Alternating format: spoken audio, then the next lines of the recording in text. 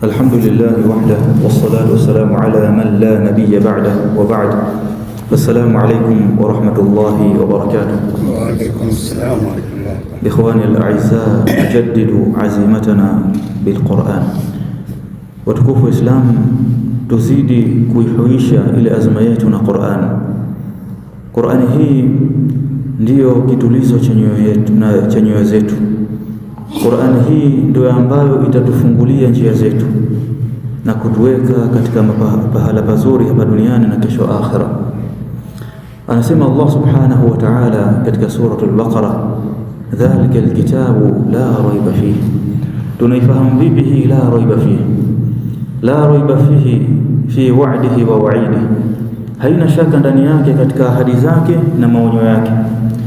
La raiba fihi fi bashairihi wa nudhurihi, haina shaka ndani yake katika zile bishara zake, faraja zake, nusra iliyotajwa katika Qur'an kwa yule ambaye atashikamana nayo, na katika tahadhari ambayo imetolewa katika Qur'an.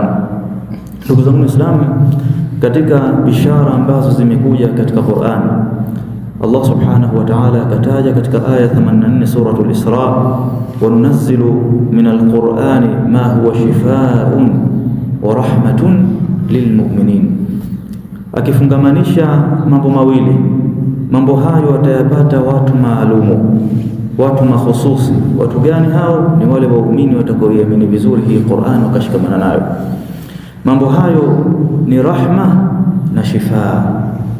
Shifaa kutokana na ponyo tu, shifaa mtu akapata ponyo ya maradhi ya kidunia, maradhi ya kimwili, akanyookewa mambo yake, akawa na afya iliyokuwa nzuri. Pia akapata rehma katika maisha haya ya dunia na maisha ya akhira.